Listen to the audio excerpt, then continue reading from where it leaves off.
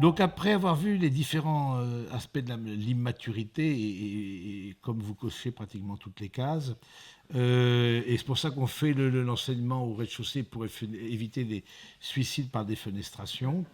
Donc, quel moyen pour mûrir? Quand on a dit tout ça, vous êtes au creux de la vague. Qu'est-ce qu'on fait? Oui, mais on est concerné partout, etc. Qu'est-ce qu'on fait pour mûrir? La première chose, je dirais, c'est relire votre histoire. Relire vos prises de décision. Il y a des prises de décision dont vous êtes fiers, qui vous ont construit, des prises de décision, au contraire, qui vous ont fermé des portes. Relire des choses. Hein, vous avez eu un temps de relecture personnel. Hein. Le temps de relecture, vous allez partager dimanche après-midi, donc vous pas besoin de se précipiter sur l'autre. Qu'est-ce que tu as dit, etc., etc. Vous avez relu. Mais et ça veut dire quoi? Ne pas enchaîner les expériences, mettre des mots dessus. Même par rapport à cette retraite, c'est important que vous relisiez cette retraite une fois passée. Qu'est-ce que vous avez vécu? Parce que vous allez passer à autre chose, la vie continue, la vie professionnelle, etc. Mais qu'est-ce que vous avez vécu? Qu'est-ce qui a été intéressant, etc. Donc, ensuite, on voit bien que la question des manques de maturité vient souvent du fait que, au fond, où on se sent victime, où on ne se sent pas assez aimable, d'un rapport à l'amour d'une certaine manière. Soit on veut être le centre du monde, soit on estime au contraire d'être le Calimero, personne ne m'aime, etc. Et donc entre les deux, le curseur, il a 1000 situations. Et donc je trouve qu'il permet de sortir de ça, c'est faire l'expérience de l'amour de Dieu. Hein, ce qui me définit, ce n'est pas d'abord l'amour que les autres me posent, même si évidemment me portent, même si c'est important, mais faire l'expérience de l'amour de Dieu. Vous voyez, donc, si ton cœur t'accuse, dit l'Écriture, rappelle-toi que Dieu est plus grand que ton cœur. Hein, donc, c'est ça intéressant. Ces sacrements sont les canaux de la grâce. Hein, et donc, particulièrement qui vous sera proposé cet après-midi, ce soir, avec le sacrement de la réconciliation, de demander pardon. Oui, je pense que le fait de demander pardon, voilà. Nous avons tous des actes manqués, des trucs dont on n'est pas fier, des trucs, bon, on se dit, si on avait pu faire autrement, on aurait fait autrement. Et puis bon, on ne l'a pas fait parce qu'on a été influencé, parce qu'on n'a pas eu la force de caractère de résister à la tentation, etc. Mais il y a toujours une deuxième chance. Hein, dans la vie chrétienne, il y a toujours une deuxième chance, qui est précisément le fait de recourir au sacrement de pardon. Un autre point qui est intéressant pour mûrir, c'est la direction spirituelle ou le conseil. Ne pas être seul, mais accepter le regard d'un autre. Hein, on ne grandit pas, sinon ça demande une humilité. Un des chemins de la maturité, c'est précisément l'humilité, l'accueil de ses limites. La grâce vient du fait que on mette sa vie sous le regard d'un autre, même si l'autre aussi a des défauts, forcément. Celui qui accompagne, il a des défauts, c'est évident. Mais la grâce vient de l'humilité. Un autre point qui peut être intéressant, c'est cultiver les bons côtés de sa personnalité. Parce que parfois, il y a des psychologies qui consistent beaucoup plus à arracher, livrer, qu'à développer le bon grain. Vous voyez, donc on arrache les mauvaises herbes, donc on pense son temps à déraciner ses défauts. Bon. D'autres passent leur temps à, au contraire, fait que le bon grain prenne toute la place. Et donc ce qui fait qu'il n'y a plus de place pour les défauts, ou moins, en tout cas moins de place pour livrer, parce que le bon grain prend tout. Donc le fait de développer, cultiver les bons côtés de sa personne, développer ses talents, ça donne une légitime confiance en soi, ça rend plus fort, plus paisible dans l'action. Un autre point qui peut vous aider aussi dans la maturité, c'est tirer les leçons de l'expérience. Bon, ça va un peu avec la relecture. Avoir confiance dans notre humanité, voilà, de dire que le Seigneur, quelles que soient les situations que nous avons vécues, nous accompagne. Un autre point aussi, c'est fleurir là où tu es planté. Et non pas. Il peut y avoir une tentation de dire à côté, l'herbe est plus verte. Oui, à côté, l'herbe est plus verte, bon. Ce qui n'est pas forcément une réalité, parce que dès qu'on est face à une difficulté, non, on va aller voir à côté, parce que c'est. Et puis on voit des personnes comme ça qui démarrent une relation. c'est compliqué parce que dans la communion, il y a toujours une pénibilité. Et du coup, tac, tout de suite, ils vont voir à côté. Ah, ce sera plus facile. Et puis, ils se rendent compte qu'il y a aussi une pénibilité. Oui, donc ils passent de bras en bras, alors que forcément, rentrer en relation avec quelqu'un, à un moment donné, il y a une part de pénibilité. Ça, c'est un peu indéniable. Hein. Et puis, la question du pardon. Les rancœurs, les manques de pardon sont des obstacles à la maturité, donc des obstacles au discernement. Hein. Et vous faites bien la différence entre pardon et réconciliation. Hein. Pardon, c'est une démarche personnelle. Réconciliation, il faut être deux. Hein. Le pardon aux parents, on en parlera tout à l'heure, le pardon à des ex, le pardon à des amis. Et à quoi on voit qu'on a pardonné. Peut-être deux critères pour voir si on a vraiment pardonné. Premièrement, on se réjouit du bien que celui qui nous a fait du mal, du bien qu'il peut avoir. Par exemple, la personne qui nous a fait du mal a gagné au loto. Ben, je m'en réjouis pour elle. Et je m'attriste du mal qu'il a fait. J'apprends que mon ex, qui m'a fait beaucoup souffrir, est atteint d'un cancer. Je dis, enfin, il y a une justice dans ce monde. Donc vous dites ben, l'autre n'a pas complètement pardonné. Vous voyez, ben, le pauvre, la pauvre, ben, voilà, elle est atteinte d'un cancer, etc. Donc c'est les deux critères qui veulent dire, se réjouir du bien que celui qui m'a fait souffrir connaît et s'attister du mal qu'il afflige. Voilà, mes amis, ce que je voulais vous dire sur cette question de la maturité. Avez-vous des questions?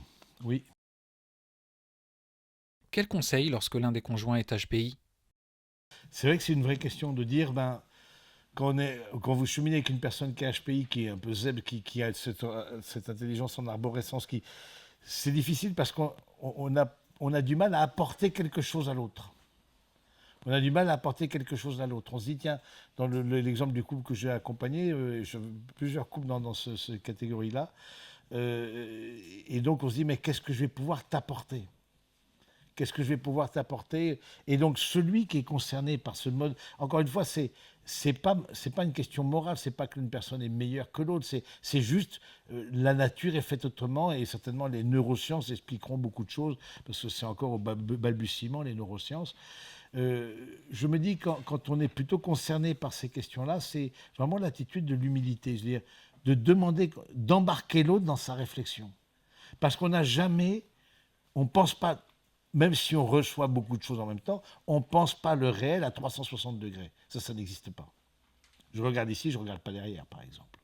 Donc, il y a des choses que je ne vois pas. Même si je ressens beaucoup de choses, il y a des choses que je ne vois pas. Donc, d'embarquer l'autre dans sa réflexion, ça veut dire, qu'est-ce que tu en penses? De consulter la personne avec qui vous cheminez et de dire, tiens, je pense, voilà ce que j'ai ressenti. Et s'il y a un bon discernement en plus, parce qu'on peut être HPI avec un mauvais discernement, parce qu'on se laisse embarquer par telle ou telle émotion, telle ou telle affection, et qui embarque notre discernement, alors que ce n'est pas le seul point, c'est un des points.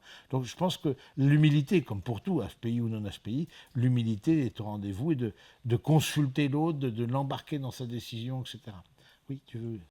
À quel moment l'immaturité devient-elle rédhibitoire?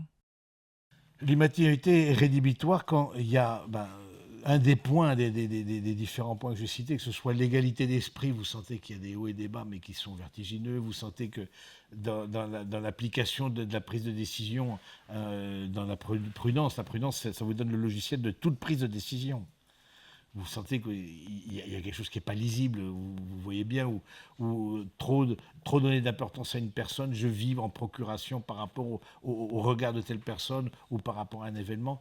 Vous sentez qu'il y a un trop. Il y a quelque chose qui est trop, qui vous insécurise.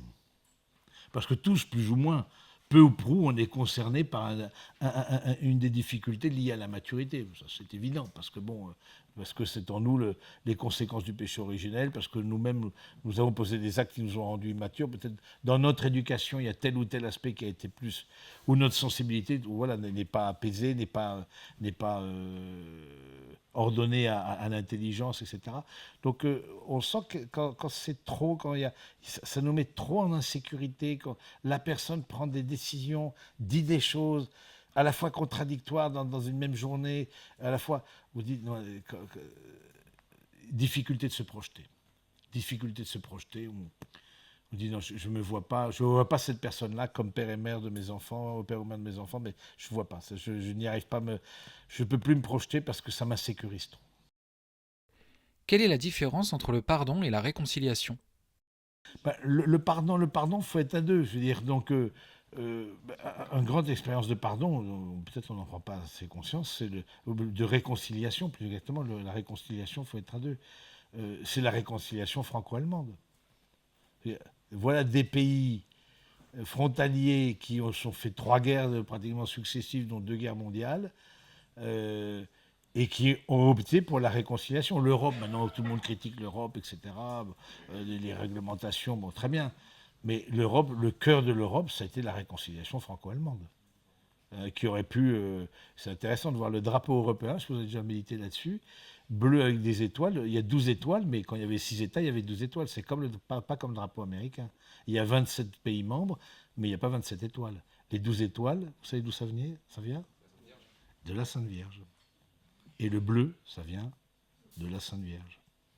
Il y a un lancement de projet pour le drapeau européen, et il se trouve que c'est un Alsacien qui a remporté le prix, et c'est 12 étoiles sous fond jaune sous fond bleu. C'est vraiment une dimension mariale très, très forte, etc. Donc de voir cette réconciliation franco-allemande, vous voyez par exemple, vous n'avez pas eu du tout la même chose entre la Corée et le Japon.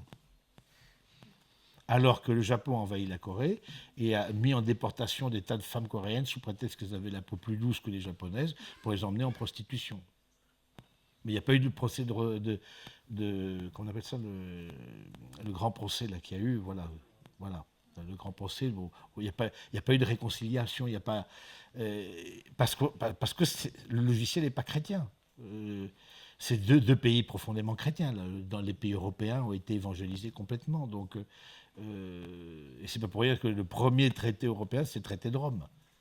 Voilà, c'est à Rome que ça a eu lieu pour aller demander la bénédiction au Saint-Père, etc. Après, je trouve je pense dire, voilà, cette réconciliation, il n'y a pas forcément. Mais ça veut dire que l'autre se reconnaît victime et l'autre agresseur. Alors, à la fois les deux, c'est peut-être difficile. Hein. On ne veut pas, mais non, non, tu m'as rien fait, etc. À des niveaux moins, dans l'histoire plus personnelle, tu m'as rien fait, ou alors, au contraire, oui. Non, je suis dans le déni, non, c'est ton imagination, je t'ai pas blessé. Hein. Donc il faut à la fois qu'il y en ait un qui se reconnaisse agresseur et à la fois l'autre victime. Mes amis, je vous propose d'arrêter sur ce temps-là. Vous avez des temps d'accompagnement.